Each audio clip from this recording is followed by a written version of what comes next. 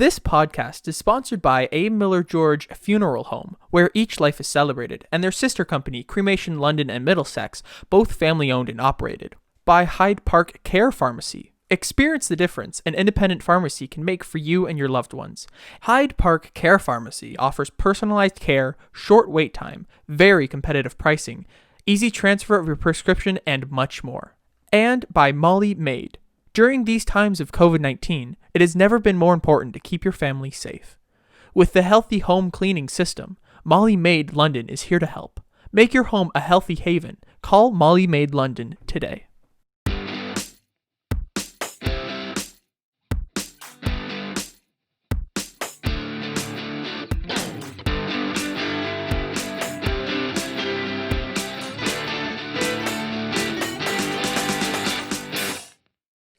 Well, good morning, good afternoon, good evening, whenever and wherever you may be. We welcome you to another edition of the Vicars Crossing podcast. The Vicars Crossing is a virtual space where faith intersects with the public square. And I'm one of the vicars on the crossing. My name is Rob Henderson, and I'm the rector and priest over at Holy Trinity St. Stephen's Anglican Church in London. I am his buddy, Kevin George. I hang out at St. Aidan's Anglican Church in the northwest corner of London. And I'm Vicar 2 of Vicars Crossing. Thing 1 and Thing 2. And what is Thing 3 down there? I get to be Thing 3. Yeah. My name is Ian, and I am the producer of this podcast. Atta boy. Yeah. All right. And everybody is back in the virtual house. Back in the saddle, yes. baby. Good to be back with everybody. Yeehaw. All right. Well, we're looking forward to today. In just a little bit, we're going to be welcoming in our guest, who is journalist and author JAck Jenkins. He's coming into the Vicars Crossing. We're going to be talking about his book and probably touch a little bit about some things happening down in the United States in the next couple of weeks. We just might do. We might touch on that. As always, we want to say hello and thank you very much to all of our sponsors who make the Vicars Crossing possible every week, to A. Miller George Funeral Home, where each life is celebrated, and their sister company, Cremation London and Middlesex, both family owned and operated. And many thanks to Dave Mullen and his staff at A. Miller George. Great guy, Dave. Really good guy. Good guy. Carol Basada, really good person too. Carol is the owner of Hyde Park Care Pharmacy, which is a locally owned, locally operated, and if I can say anything about it myself, a locally loved pharmacy that you can pop by if you live in London, get yourself some service that's local, that's beautiful, that's family oriented. You want to go to Hyde Park Care Pharmacy today. And also, speaking of lovely people, we have Trisha Lister giving us Molly Maid London. Oh, Make your home a healthy haven. Call Molly Maid London today. This very day, right now. Do it. I Right saw now. a Molly Maid car the other day, did you? Nice. and I was gonna, honk my horn and yell, "Hi, it's us from the Vicars Crossing here. Then I thought it'd cause an accident or something, so I decided not to do that. Meantime, one of the Molly Maid cleaners who doesn't know anything about the Vicars Crossing, well, what the hell? You're going the wrong way. How do they know where we're going? That's right. Yeah. You know what Ian has been up to, Rob? No, I do not know. Ian's been firing out music like crazy. You need to go to Ian's YouTube channel, man. Yeah. So I've been live streaming. I have a Twitch account now. So on Twitch, if you go to Ian the Music, I have I have a Twitch. What? So I've live streamed recording a cover of a song, and then I'll upload the song the next day on YouTube. So if you want to see how I make the song, you can go to Twitch and watch the video. There's also going to be a YouTube account called Ian the Music Live, which is linked in the description of the video because Twitch deletes live streams after 14 days. So if you want to go back and after 14 days and watch the live stream, it'll be on that other account on YouTube. So yeah, you it's very cool. some music. Yeah. Very So cool. since your breakout night last week on Canadians Praying for Americans, where right. Ian offered a musical selection of our prayer night that night, which got a lot of hits and a lot of great comments on Twitter and Facebook. Mhm. Now you've kind of taken the next step, and We're got going more coming out. global. All I've also I've always wanted to do live streaming because it's a lot of fun, and I like making music. So why not do both? So it should be a lot of fun. Twitch.tv/Ian the Music. I'll probably do it. I'm thinking about doing it every Sunday. Don't hold me down to that, but that's what I'm thinking of doing. Pretty cool. That's pretty cool. That's awesome. Well, this may be the opportunity for us to discuss the Ian Stevenson Vicars Crossing virtual and live concert. We'll live stream to our YouTube There channel we go. through Zoom here. You can sing your guts out, buddy. You thought Live Aid was big. Wait till we do this. That's going to be huge. Wow. That's right. Speaking of Canadians praying for Americans, still a couple of weeks that we're going to be doing that, Kevin, on Wednesday nights, so people can still take part in that, right? Yep. If you're listening to this on Wednesday, which is the day of release, we'll be up tonight with Diana Butler Bass, October 21st. Music from David Weaver. We've got now over 130 or so people registered from coast to coast, all the regions of the province represented and taking part in leadership. It's not as though things are getting better in America, so the prayers are still badly needed.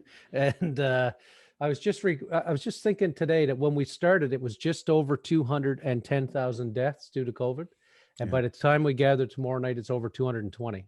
Wow. So in 2 weeks, 10,000 people, and so there's lots to consider there. Diana is looking forward to being with us. She's a previous guest, if you can tune in. And then the week after that, we have Brian Zond, who's coming up as a guest. And then the week after that, which is the Monday night, the eve of the election, we will have Karen Gonzalez with us, who's a previous guest as well. So join us. We've got lots of opportunities to pray. We certainly all need it. And we know our American friends need it right now. Very much so. Very much so. All right. It's time now on the Vicars Crossing for our new favorite segment. Guys, it's sickness or suds. Cheers. There it is. Beer. So we're shaking it up a little bit here. Okay, what's going on here? What does this change? Instead of me giving you a word and you have to figure out if it's a sickness or sud, I'm going to give you either a sickness or a sud. I'm actually going to give it to you. Okay. But I'm going to make you guess kind of either where the sud is from, and I'll give you a multiple choice, or what the sickness is. And I'll give you a multiple choice. This is cool. So this is getting difficult now. Okay. All right. Okay. I'm ready. So this week, I know you guys and everybody listening are familiar with phobias, different fears people have, like claustrophobia. I think most people know is a fear of enclosed spaces, and arachnophobia. Spiders, hate spiders are the worst. So I'm going to give you a phobia. You have to tell me what the fear is connected to. Okay. Ooh. So the phobia on sickness or suds this week is nomophobia. Nomophobia. Nomo. I have nomophobia. I'm free of phobia. I'm right out. I'm out of phobia. Is nomophobia a fear of A, being alone? Nomophobia. B, a fear of running out of food? Nomophobia. Or C, a fear of being without your cell phone? Nomophobia. Nomophobia. Is wow. it a fear of being alone? I think this is more difficult than the original way we did sickness or suds. Losing your phone. You go first, Ian. I'm shy. So the options were being alone, no phone, or no food. Is that correct? Mm-hmm. Okay. Running out of food, running out of food. Okay. Nomophobia to me, I think it's being alone, fear of being alone. That's my guess. Yeah. I'm not confident in it because maybe like nomo is that. Like it's not that. Oh, it's not. Okay. I don't well, no, that's my opinion. I could be wrong here. Okay. I'm saying you it's can't not sway that. anybody. I'd say it's not that. Okay. I think it's okay. So you're saying fear of being alone. Yes. Okay.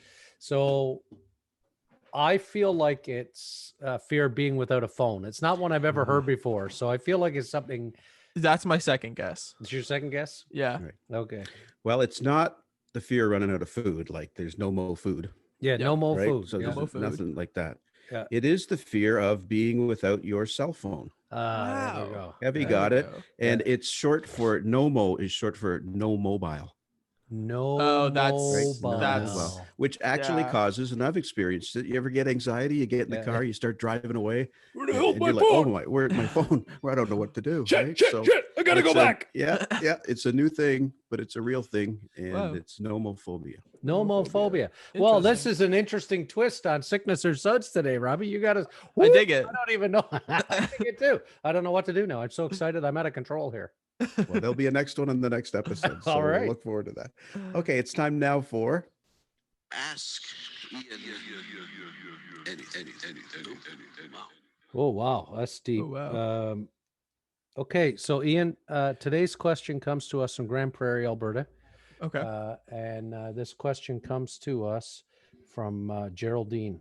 And Geraldine Geraldine, hello, and hello to Grand Prairie. and Alberta. Hello, Geraldine. Yep. If you could know the absolute and total truth to one question, what question would you ask? Whoa. Wow. The absolute and total truth. Yeah, no bullshit. No bullshit, no nothing. The absolute truth to one question. That's right. There's a couple of ways I could answer this. Okay. One way I'm thinking of is the Hitchhiker's Guide to the Galaxy one, where it's like, what's the answer to life, meaning, and the universe? And some computers like 42. That's a pretty good one. I was thinking like, one of the answers I think that I don't want to know is what if there is or isn't a God, because I think that's not up for me to know the answer to. I think that's more of a personal thing. Yeah. Like religion to me is more of a specific to one person kind of vibe rather than this actually happened. I think my answer is going to be, I want to know what is at the beginning of time. What started the universe? Like how, like the Big Bang, we don't really know what happened, but like what like how started it, I guess. Yeah, Who said go? If there was a bang, how did it bang? Why did it bang? Yeah, And was it exactly. really So I that always think big? people say, or was "Why it do you little? think Yeah. there's? Yeah, Why do you and think then there's a God? Everything began with the Big Bang." And I go, "Well, what created the Big Bang?" I don't Exactly. know. Like Yeah. we exactly. kind of like, we know that the universe is expanding and things like that. Like Neil deGrasse Thank Tyson, God, the legend. because I'm expanding along with it. But we like our knowledge dwindles the closer and closer we get to the Big Bang in terms of time. So like, what started time basically was I think the question that I would ask. That's pretty cool. It's good. That would be such a cool answer. That's a good question to get an answer to. What about you, Robert? You got one or what? Yeah. That's a Well, dent, I isn't mean, other than the age-old query of how do they get that rich, milky filling in the middle inside of the a caramel bar? Yeah. Other than that, Yeah. which we'll never figure out. That's pretty good. Wow. One question. What I would ask, boy, that's a tough one. That is a hard one, isn't it? What will the end of time look like? Yo. Ooh, Here now you go, Ian. Now we've got If the you can beginning get and the the front end. bookend, then I can get the back bookend.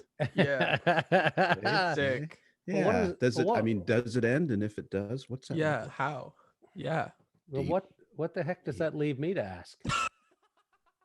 if you guys have covered the beginning and the end, Of time. What's in Time. between, Kevin? This is you. is that the question? What's in between? No, I think that The question- I would, if I could ask any question to get an absolute truthful answer to. Yeah. I might take a different bend. I might go down the road of, well, let's say I could ask the powers that be, something more earthy or worldly or tactile, I guess.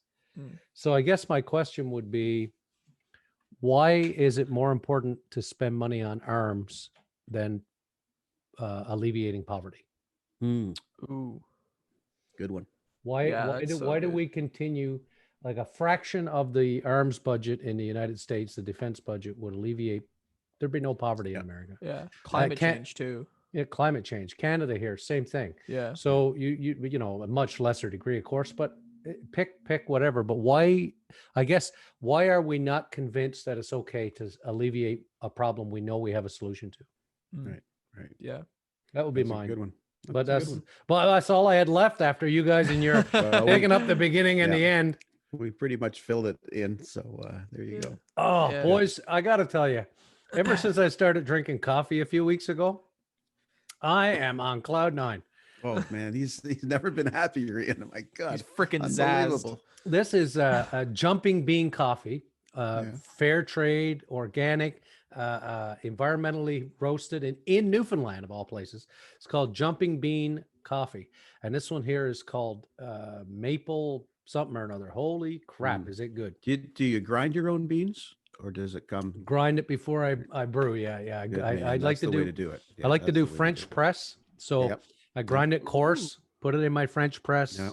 get her going. Press. There Man, you go. if we ever get to go to clergy conference again, Rob, we're French pressing coffee every morning. Oh, it's gonna be a French press weekend. Oh yeah, you The know kettle it, and you the know French it. press are coming with us, my friend. All right. JAck Jenkins, I think, is just arriving. So we're going to bring him into the Vicars Crossing and talk about his book and what's going on down south and much, much more. Here comes Jack. This will be our opportunity to say, hi, Jack. And we are back. And Jack has joined us at the Vicars Crossing. We welcome in journalist and author JAck Jenkins to the podcast. Welcome, Jack. It's good to have you with us. Hey, thanks so much for having me. All right. It's great. And whereabouts are you today? So I am in the DC Baltimore area. Is the easiest way to describe it. At this precise moment, I'm closer to Baltimore than DC. But I'm able to jump around in pandemic times to try to save my sanity in between more than one location. But currently closer to Baltimore. Great. Right. Good. Well, we're thrilled you're here, and we're going to get into a lot of good stuff, including your book and what's going on, of course, in the U.S. right now, as we're just a couple of weeks away from the presidential election. So isn't it 2 weeks exactly? It's 2 weeks today. Yeah. We're recording this. Yeah.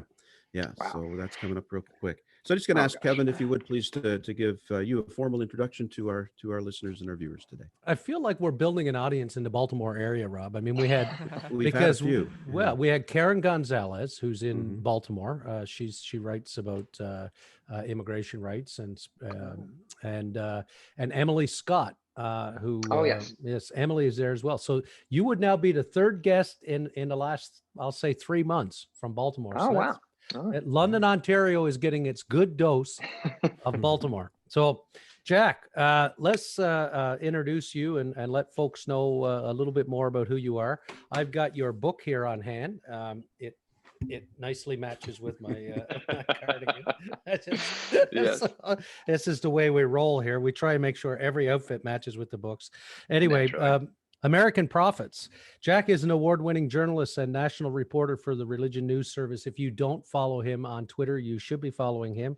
He covers religion, also politics, usually both. And what makes him a great guest for us, where our focus is on where faith intersects with the public square, is that's exactly what Jack's wheelhouse is. His book, American Prophets, The Religious Roots of Progressive Politics and the Ongoing Fight for the Soul of the Country, is published by Harper One, and it's available wherever you buy books.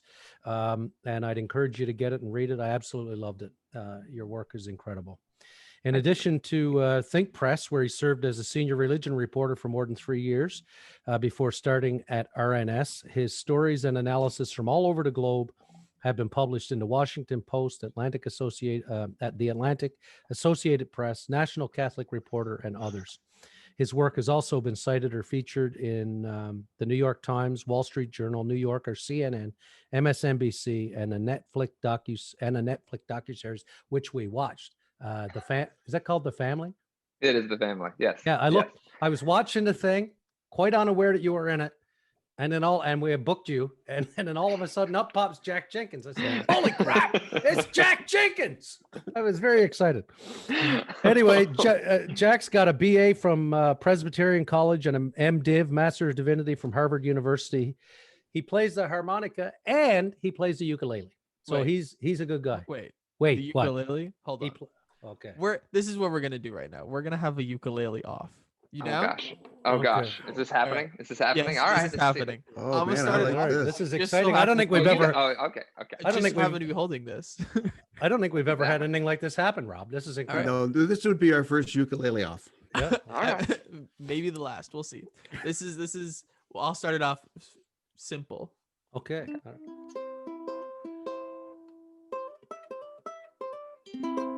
What you got?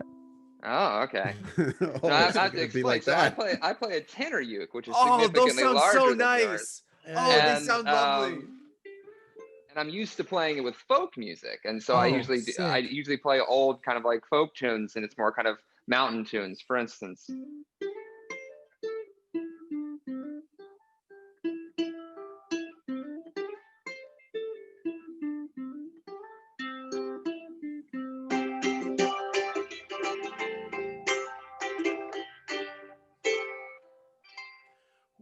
Wow. Yes. Well, That's sick. what you got there now, Ian? I got one last thing, and then Okay. we'll go again. Okay. I'm gonna use my professional skills of singing to one up you. Just let you know. oh, that's fine. You're raising the bar. What makes you think he won't come back with professional singing skills? You're right. No, you're absolutely right. Wise men say Only fools rush in, but I can't help falling in love with you. Oh, thanks. That's nice. That's That's pretty nice. sweet. Good. That's pretty sweet. Now, Here to we keep go. with the theme, I Here we gotta hit back with you.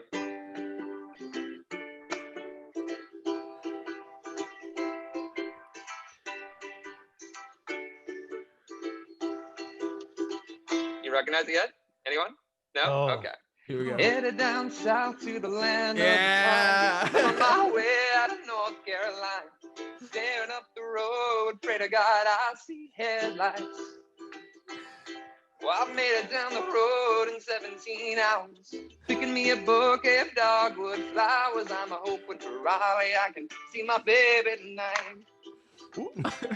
Oh, rock me, mama, like a wagon wheel. Rock me, mama, anywhere you feel. Hey, hey, mama, rock me. Oh, rock me, mama, like the wind and the rain. Rock me, mama, like a southbound train. Hey, hey, mama, rock me. Beautiful. Well, All that's well right. done, folks. All right, I man. That have is to say to Wow. our listeners, if you go Wonderful. to Twitter, you can tweet Ian the Music or JAck Jenkins, and you can let them know which one of them you figure won that uke off. You don't have to. He definitely won. Oh, No. Hold. No. No, Wait. it's No, different. that was no. That Well, was definitely all Jack. That was 100% Jack. That was really cool. Thank you both, gentlemen. Let's jump into some other talk because it's entertaining as the ukuleles are. Hard transition. There we go. Let's Yeah. begin. Let's begin with this week something less pleasant. This week in American politics. Yeah. Wow, real transition there. Hard Just- transition. Your most recent religion news service article was about church on Sunday. It was about who went to church on Sunday, to be specific. Both candidates, the headline says, both candidates were in church this weekend. Their experiences were very different. You write about how Trump and Biden attended church this past Sunday, saying and highlighting that their experiences showcased not only dramatically different forms of American Christianity, but also contrasting examples of how religion can intersect with politics. Could you say more about that? Because that's really our wheelhouse, is this business of how that intersection works. And, I think that it's if you saw any of the coverage of what happened on Sunday, you got sort of this Christian nationalism on one side and sort of rooted Catholicism on the other. But please say more about what you saw on Sunday. Right. So, Joe Biden went to church on Sunday, which is something he does pretty regularly. It's kind of like a running joke with pool reporters. And then he goes to St. Joseph, which is this church he's gone to pretty regularly in Delaware for quite some time. And Joe Biden is pretty public about his Catholicism and has been very vocal about how influential it has been throughout his life. And so he attended St. Joseph, and the pool reporters were kept on the bus. So they could only see him entering and exiting. And he was in there for about 40 minutes. If you watch the live stream, which we now in COVID times, we all have access to. The priest did not appear to reference his presence at all during the homily, which is actually interesting because the lectionary text for the day was render unto Caesar. And so it was actually like an instance in which you could, and he did talk about government vaguely, but didn't reference Biden. And then about 40 minutes later, Joe Biden and his wife, Dr. Jill Biden, actually went over to the cemetery that's attached to the church and visited the grave of his son, Beau Biden, for a few minutes, who was buried there. He has other family members buried there as well. And then he went back and got on his bus and continued on with his day, which is pretty typical for a Biden church visit. For Trump, it was very different. He was in Vegas at the time and attended the International Church of Las Vegas, which is a evangelical church that has charismatic Christian leanings. And he's been there before. This would technically be his third time. One of those instances was back in 2016, just a few days before that election. He visited church there and they prayed over him. And one of the co-pastors, she said that she got a prophecy that he had been prepared by God for such a time as this. So, prophecies are kind of a component of this sort of charismatic Christian element. And I should note that charismatic Christianity has always been a subset of evangelicalism, but actually hasn't been that politicized in the past, and has become more political underneath Donald Trump's tenure. But when he arrived, to give you an idea of how excited they were that he was there, when they got to the point of the service in which they were going to recognize his presence, the people who were on stage singing, they were joined by people who were twirling flags. The flags then turned into American flags with the Statue of Liberty emblazoned across them, which is actually technically a violation of the U.S. flag code. But I digress. But they then referenced Trump.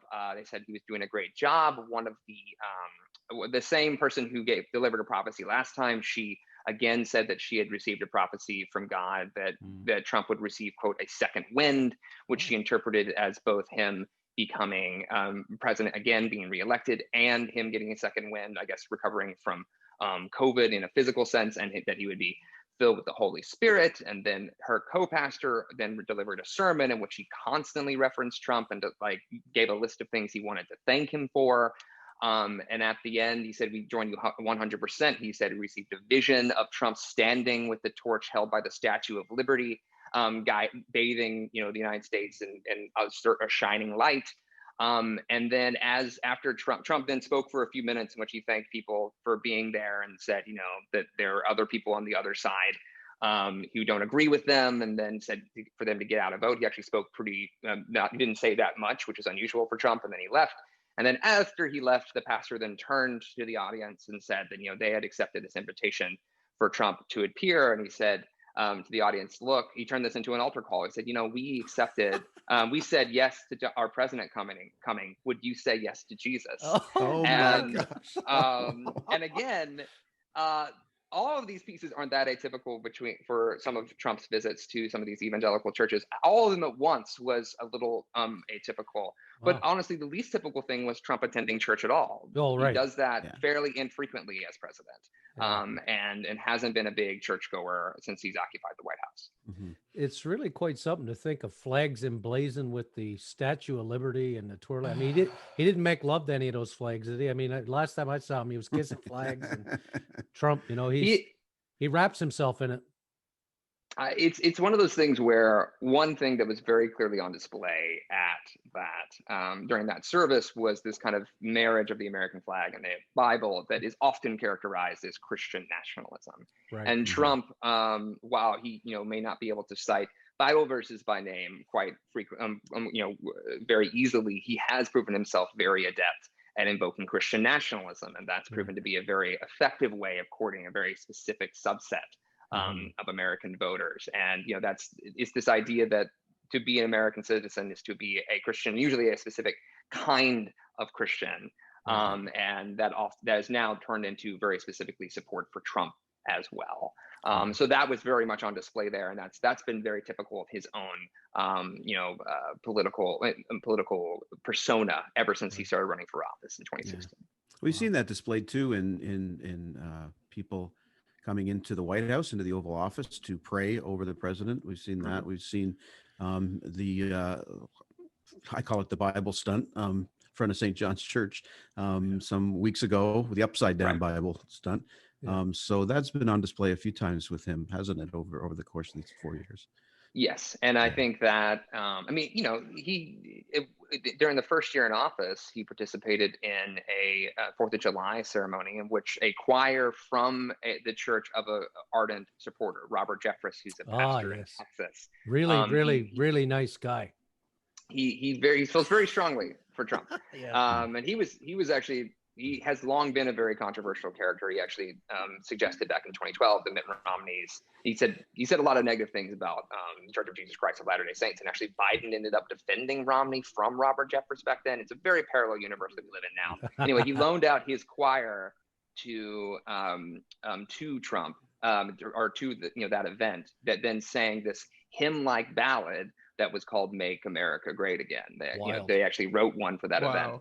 But I should note, one of the interesting things about that moment of the clearing of Lafayette Square of protesters right before Trump walked across that park and held up the Bible in front of St. John's Church is that in that group of demonstrators, there was at least one Methodist minister who was there, trying, putting his body in between protesters and demonstrators, as well as there were Episcopal priests who were there under the auspices of the diocese on the patio of St. John's, and a seminarian who were forcibly cleared from the church that is part of their diocese before Trump appeared. And I think that disconnect between, you didn't see, an outcry against that among the religious right or among Trump's religious supporters, but he stood in front of their church and made a signal to people who were not supportive of him. Basically, it was interesting. It's hard to imagine it, actually. I mean, you'd think that because we watched all that too, of course, and the bishop, she was incredibly responsive, which we thought, but was great. But it's just, as you say, it's alarming to think that all those Christian supporters of Trump would not come to the defense of people being cleared from their own church property. I mean, it's just outrageous. Anyway.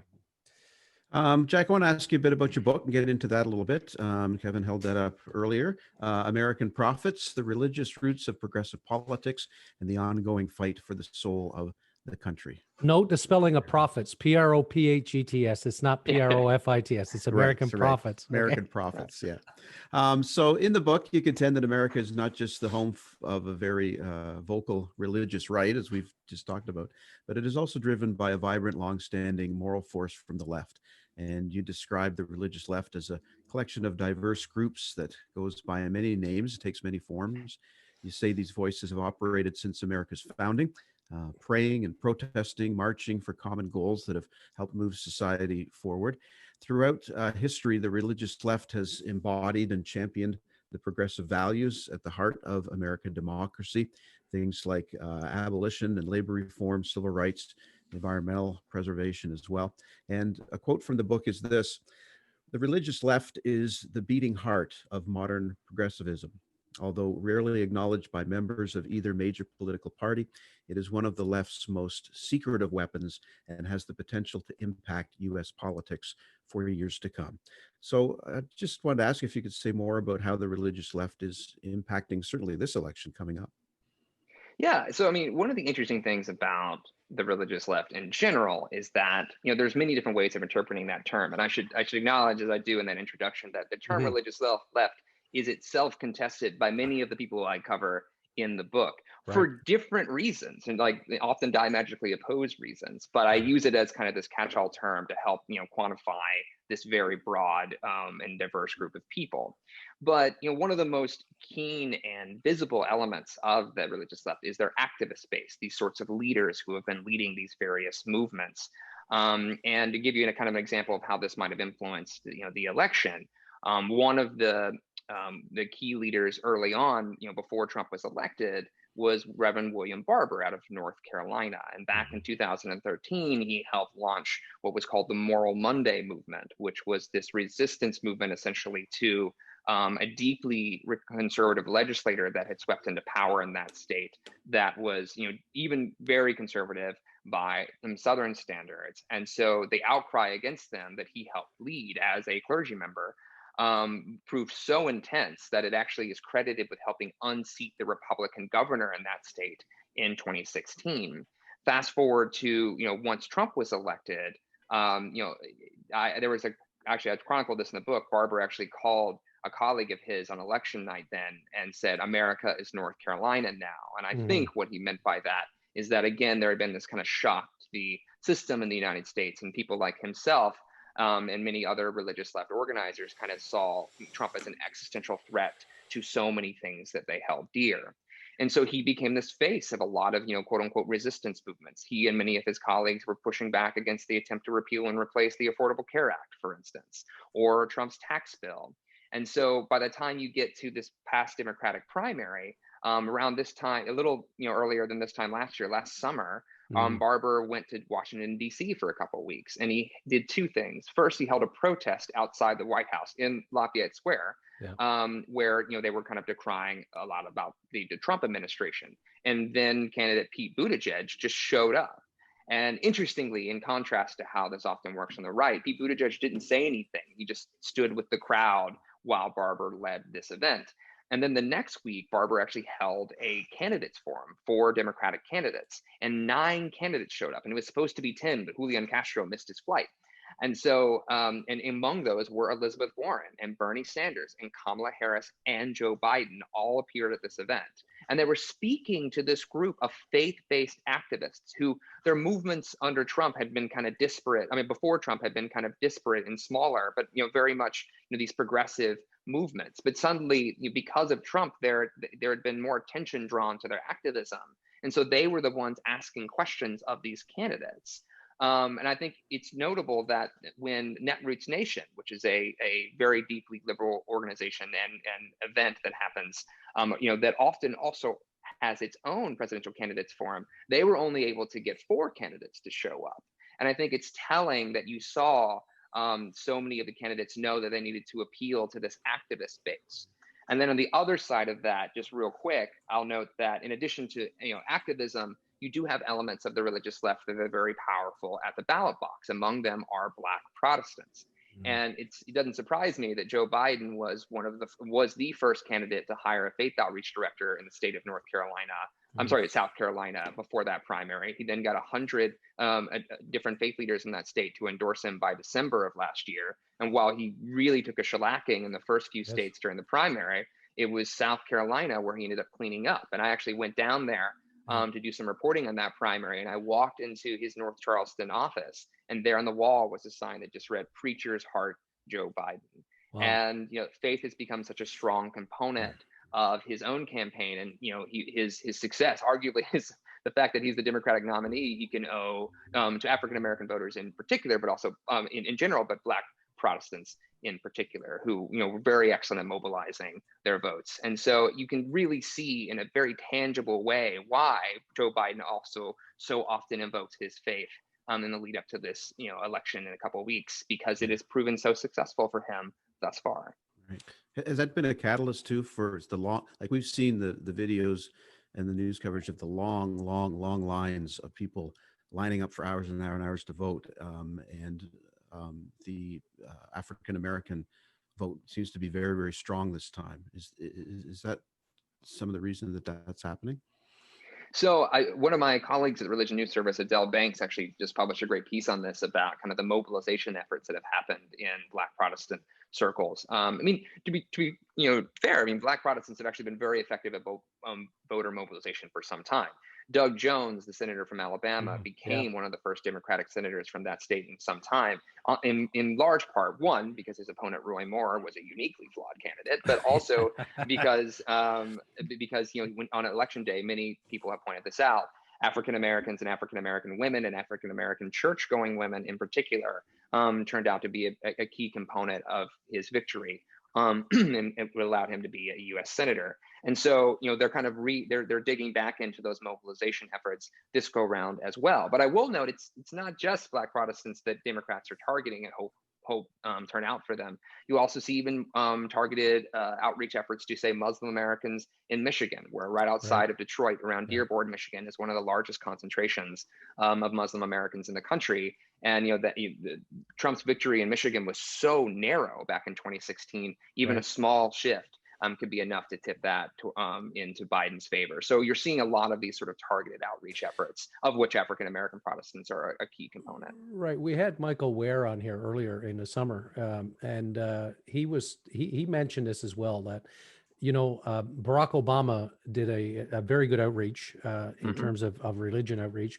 It appears as though this is happening again with Biden. I mean, the convention alone, the contrast between the two conventions, for instance, there was a great faith focus, I think, on the Democratic convention, where Hillary seemed to ignore it at her peril, or at least it wasn't as pronounced, because the margins are so thin, as you say. So, I mean, it would appear as though Biden's team has learned a lesson from the last election. Is that a fair characterization as well, or? That's certainly the impression I get. I chronicled this in the one of the last chapters in my book about the Clinton faith outreach operation. It did exist, and it wasn't that they ignored it entirely. They actually had an interesting outreach effort in Utah to try to appeal to members of the Church of Jesus Christ of Latter-day Saints, because they have compared to white evangelicals, have this interesting antipathy towards Trump. Right. But it didn't seem to be anywhere close to what Obama did in 2008, or even what he did in 2012. And so I think a lot of Democrats have since heard the criticism that perhaps it is worth their time to both appeal to more moderate religious voters who might be able to be either inspired to vote or pulled across the party line, as well as use faith outreach to really kind of make sure you mobilize and energize the base. You highlight some incredible American prophets in your book. I would like for people to get the sense of what some of these folks have been doing and kind of what's been going on. One of the most powerful stories in your book is that of the Reverend Tracy Blackman. And I'm gonna hurt everyone in Missouri because I think I might pronounce this place wrong. Is it Florissant? Yeah, Florissant. Florissant. Yeah. Okay, sweet. Phew. Well, you did that like you were singing that with a uke. That's right. just double In checking. the key of E. Yeah. Right, of course. Can you share with our listeners about Tracy and her witness in Charlottesville, Virginia in August of 2017? Yeah. So this was a really fascinating thing it was a story that I think mostly went untold for a while, which is that we've all seen these images of white supremacists marching in Charlottesville with torches, right? Yep. That torchlight rally incredible. the night before the big conflict. And that night, fun fact, by the way, I was supposed to be there that evening. I was assigned to go there with a colleague and wasn't able to because I had existing plans. And so I have some insight into this because my colleague was across the street that day at a church, and that church was filled with about 1,000 faith leaders from across the country and from Charlottesville proper, who were kind of already holding this worship service in opposition to the Unite the Right rally that was happening the next day, that white supremacists were attending. And when those torchbearers, came over that hill, they had to shutter the doors of that church. And my colleague actually skipped out of the church as they were closing the doors and ran over. And if you look at images of that torchlight rally, you can see him as this one journalist holding up his phone in the middle to film it all. But the reason he wanted to be across the street is because that was one of the first counter protests to that. And preaching that night, the person who gave the main sermon was Reverend Tracy Blackman, who had achieved acclaim because she had been so involved in the movement in Ferguson, Missouri. Her church is right near Ferguson. And so, during that movement, which really was kind of the birth of the Black Lives Matter movement, or at least, it's the popularization of it in the United States, she had really become involved in those movements. And I think what's important to note is that one thing she found out pretty early is that a lot of the activists she was running into in Ferguson actually were uncomfortable with the church, actually didn't and had some negative experiences with it. So a lot of her early activism in Missouri involved holding these sort of mea culpa services in which she atoned publicly for what she saw as the shortcomings of the church and how they had failed these primarily young African-American youth. And so through that experience, she became very deeply involved in the broader racial justice movement. And so she was there that evening in Charlottesville to deliver the sermon, talking about her own experience having grown up seeing the KKK as these people spewing vitriol and hatred marched over and held torchlights. And she told me that she actually wanted to kind of go out and either confront them or more likely just she didn't want to portray being afraid of these people, and she was going to exit the church through the front, whereas everyone else was being slowly evacuated through the back so they wouldn't have to confront them. But she told me when they opened up the church doors to let her and scholar activist Cornel West exit. Brother Cornel West, gotta love him. Right. And all they could see was flames. And so they were like, you know what? We'll just go in the back. Let's go the other way. But then they were right back at it the next day. They were down there. There was a lot of footage of these confrontations between the counter protesters and these white supremacists. But there was actually a whole cadre of faith leaders who not only staged counter protests near that rally, but actually lined up and held their bodies, locked arms and tried to block white supremacists from entering that park. And they actually barreled through the faith leaders to get there. And when that car ran over those counter demonstrators, tragically killing one person and leaving many wounded, it was actually a team of faith leaders that ran down there and helped form a human chain to protect the wounded, so that medical personnel could get to them. And so there's this untold story of how people like Tracy Blackman and others were actually very present in those demonstrations. I think that's, this is the part that, people like Cornel West and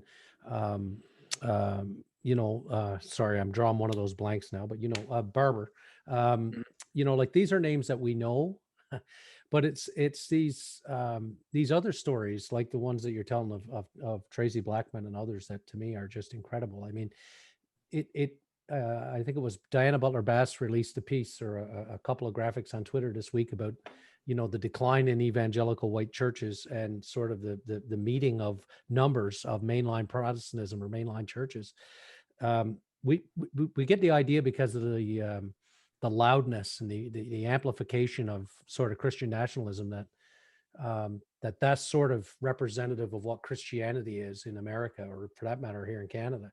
But in reality, it's often these pastors in these churches and the people that are in them that are actually living this faith witness, which is what I really like about your book, because it holds up this idea that, the progressive voice, what's been driving demonstration, protest, and movement towards whether it's the unions or all of that stuff, it's been the voice of the faithful, the baptized, the people of God, the ones who want to profess, the dignity for every human person. One of the things that you have going on there right now, if nobody has noticed, is if there's nothing else to be doing, Mitch McConnell is hell bent on confirming Trump's nominee for the Supreme Court of the United States. So, despite the fact that he refused to vet Merrick Garland in the last year of Obama's presidency, Mitch and the gang are ramming through Trump's nomination of Amy Coney Barrett.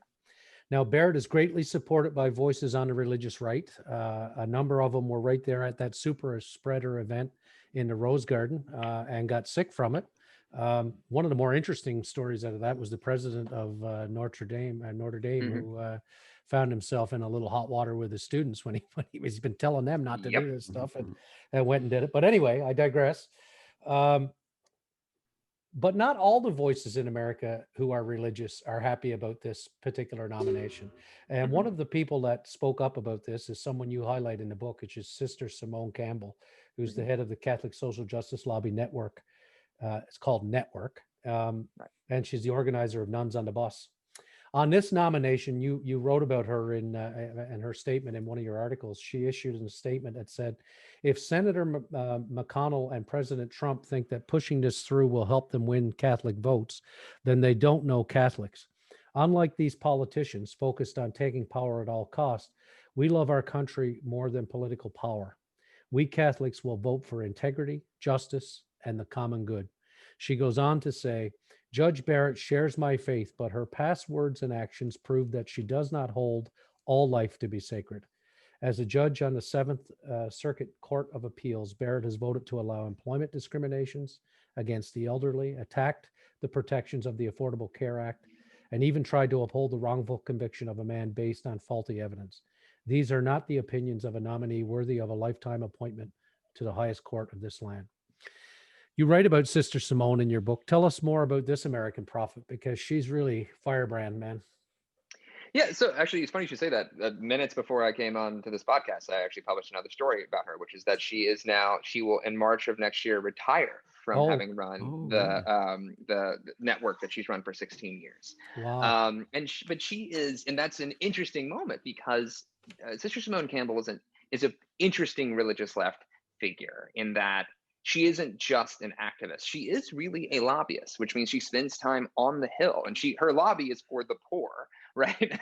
As opposed to like a pharmaceutical company or the oil industry. But she has really occupied a lot of interesting space in American politics over the last few years. So, for instance, she was part of this group of nuns who came out in support of the Affordable Care Act in 2010. During direct opposition to the U.S. Conference of Catholic Bishops that had opposed.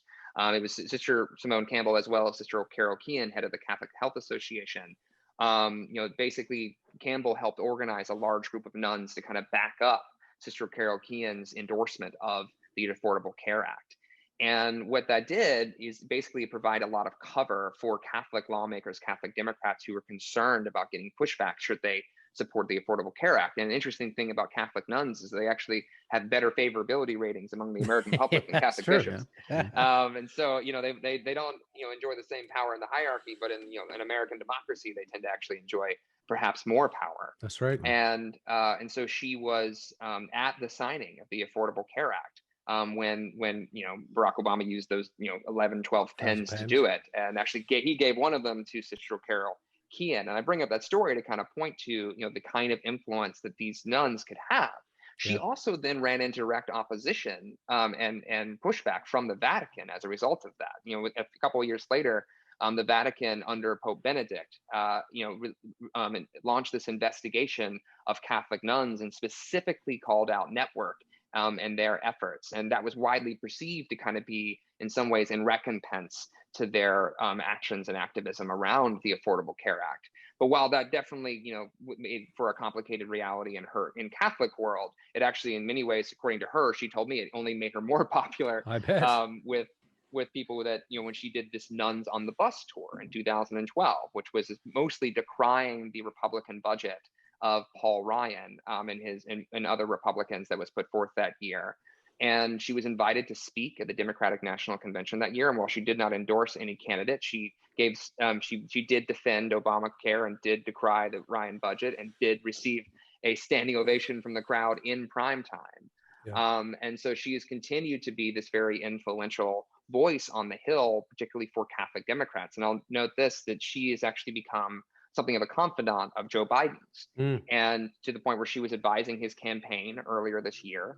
Wow. He has attended, while as a sitting vice president, he came and attended Nuns on the Bus tour events with her, and he invited her with a select group of other Catholics to his home in 2015. And it was right after his son Beau Biden had died, and he talked about how difficult that had been for him with them. And so she's been this interesting figure because she, again, showed up when they were trying to protect the Affordable Care Act from the Republican attempt to repeal and replace it in the early era of the Trump administration, and has continued to be this very vocal voice. Actually, it was, I believe it was William Barber, who referred to her as a prophetess. Yeah. You can check me on that, but it was. I believe I can hear him saying it. Yeah. And so she is. I mean, when she retired, or when she announced her, impending resignation today, coming in March, it's notable that House Speaker Nancy Pelosi, who is herself Catholic, right, immediately included a statement, mourning her, end of her advocacy, at least in that regard, and celebrating the work that she's already done. So she's just been a really interesting economic voice throughout, the last 10 years. I don't know many Catholic bishops that are getting standing ovations at Democratic conventions. To my knowledge, she's the only faith leader in recent American history to give a speech at a convention of either party, until William Barber was asked to do it in 2016. Right. Wow. Yeah, she wasn't just there to offer a prayer; she was there to actually offer some insight. Speak. Right. And it is prophecy. And this is this thing. I mean, for what we talk about on here, I mean, this is where faith with the intersection of public square becomes so critical. Those nuns on the bus, I mean, that tour and the flack that they took from the Vatican and everything else about saying, look, our allegiance, our loyalty is to Jesus and to the gospel and to these principles which are given to us. And pro-life, I mean, I think somewhere else I heard her talk about I don't know if it was this nominee or not, but she called someone pro-birth and not pro-life. Sister Simone did, and that was a bit controversial. Some of the Catholics didn't like it that she said that, but her point was it's not just good enough to get people born. We have to be able to get care for people for all of their life. Do we honor all life? So amazing woman. In the book, Jack, you talk a bit about this, another tenet of our faith, another aspect of for those of us that follow the way of Jesus to be front and center, is this idea of welcoming the stranger. And we've watched and seen the events taking place at the U.S.-Mexican border. It's a human tragedy. A lot of madness of the news cycle always, because Trump tweets every 30 seconds and changes the narrative of what we're supposed to be staring at and looking at and noticing. And so some of us maybe are forgotten or don't notice the alarming activity that is continuing at the border. While Christian nationalists cheer on the Trump border wall and the detention of those children and families in cages, there are others that are doing their part to really push back. There's a camp known as No More Deaths. It's a humanitarian organization founded in 2004 by a partnership of community and faith groups to stop the deaths of migrants in the desert. And the group is an official ministry of the Unitarian Universalist Church of Tucson. And you just covered the raid that happened there at the camp. Agents with U.S. Border Patrol raided the camp on October 5th. It's the second action taken against the camp since the summer.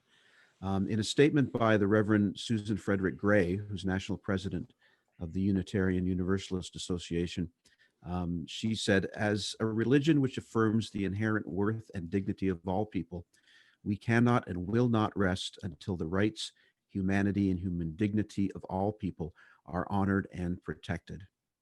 And then not far from that camp is Southside Presbyterian Church, a community of about 150. And its pastor there is the Reverend Allison Harrington. And you write about the work she is doing, again, a real prophetic and faithful voice in that. So can you share a little bit more about these voices and this new sanctuary movement, because these are American prophets that are affirming the need to welcome the stranger? So I think this is one of the more interesting and edgy elements of the religious left, and that the immigrant rights movement in progressive and liberal religious circles, ends up in direct conflict with the law quite often. As you noted, these raids on this Unitarian Universalist or UUA group, ministry down the border. This has now happened more than once. It seems to be, many perceive that to be an escalation. Actually, members of that group have won a religious freedom lawsuit against the government because some of their members were, dropping water along the U.S.-Mexico border for immigrants crossing the border. So, because they wanted to that's why the No More Deaths slogan is about trying to make sure people don't die along the U.S.-Mexico border. And they were fined, and, they had in direct conflict with the federal government and authorities as a result of those actions. And they got a judge to say, no, this is actually a violation of their religious freedom.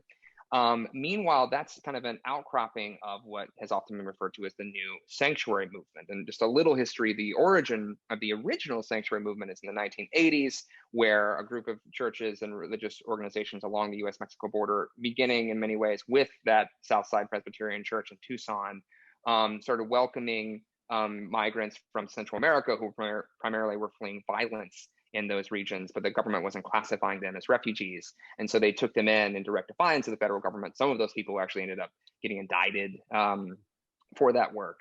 And that's also where, the term we have for sanctuary cities that came out of that same movement. Clergy actually approached the city of San Francisco and encouraged them to change the way that they interact with federal immigration enforcement rules and laws. And as a result, that they became the first sanctuary city. So whenever you hear Trump talk about sanctuary cities, it's actually a reference to religious groups who helped push that. But now fast forward to actually the Obama era, which was when, Obama took a lot of flack from immigrant rights activists, including faith-based ones, for, deporting so many immigrants during his tenure. And so there was a reimagining of the new sanctuary movement, where again, houses of worship, mosques, synagogues, and churches opened up their sanctuaries and took in immigrants who were at risk of deportation, and particularly immigrants who were at risk, who basically paid their taxes and had no criminal history.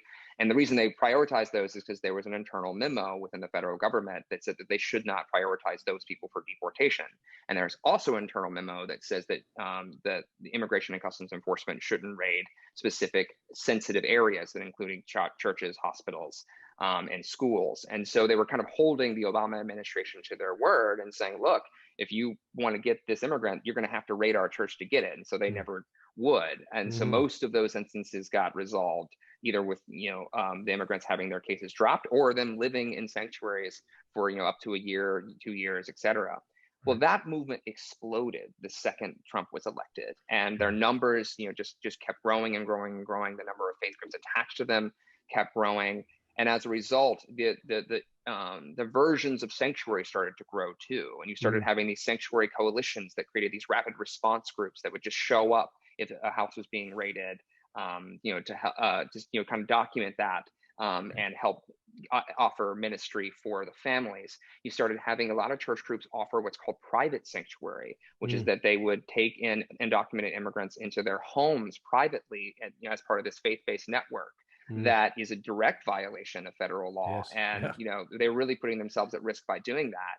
Yeah. But, you know, they would keep that very secret. And then now we've had instances where, you know, at least one faith leader who crossed the U.S.-Mexico border to officiate marriages during a group of migrants came to, you know, close to the U.S. Mexico border around California.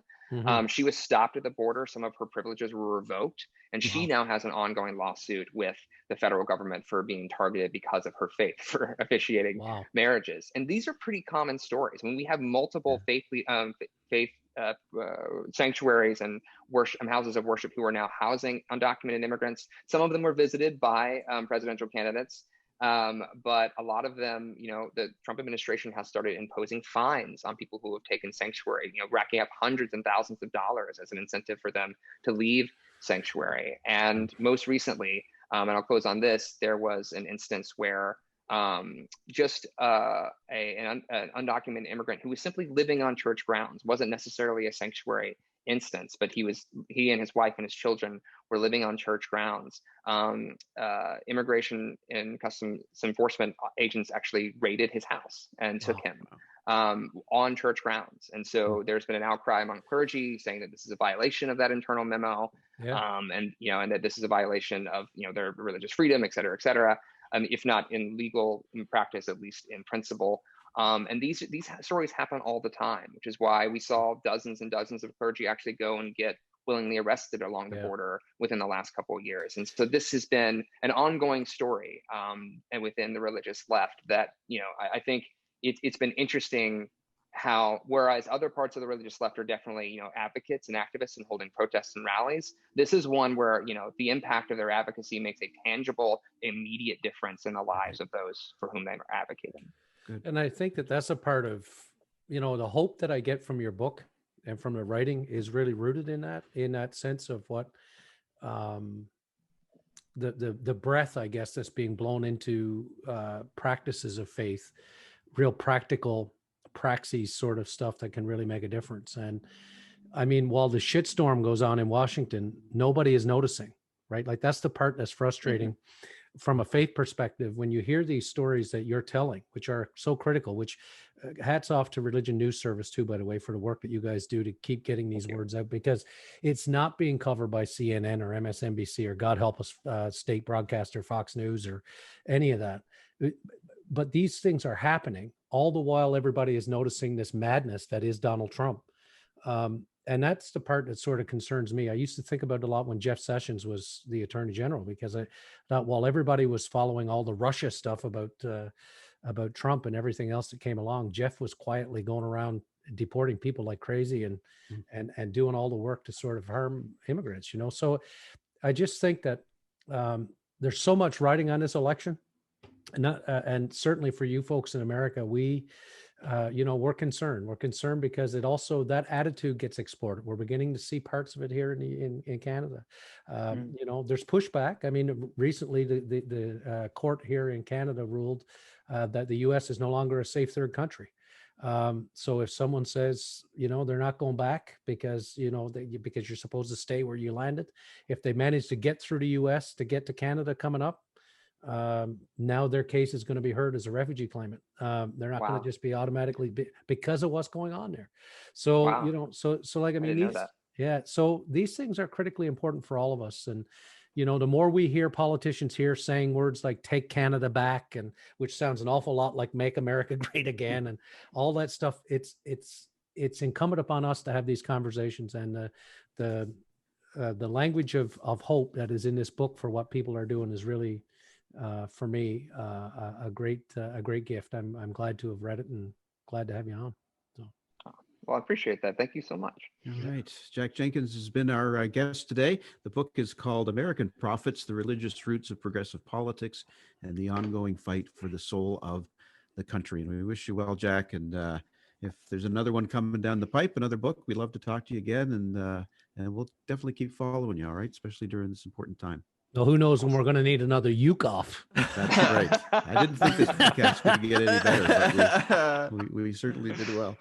Just before we go, I want to say a quick thank you to our sponsors here at the Vicars Crossing, to A. Miller George Funeral Home, where each life is celebrated, and their sister company, Cremation London, Middlesex, both family owned and operated. To Carol and everybody at Hyde Park Care Pharmacy, locally owned, locally operated, and to Molly Maid here in London, make your home a healthy haven. Thanks to Tricia for all her support as well. So again, thanks to Jack for being here. And I'm Rob Henderson. Kevin George. My name is Ian. And this has been the Vicars Crossing. And as we leave, I always like to remind my good friend Kevin to always look both ways before you cross the street. Thank you for listening. Our hosts are Kevin George and Rob Henderson. Our producer and composer is myself, Ian, with original artwork done by Elizabeth Dodman. If you have any questions or want to know where to find us, tweet us at Vicars Crossing or find us on Facebook at The Vicars Crossing.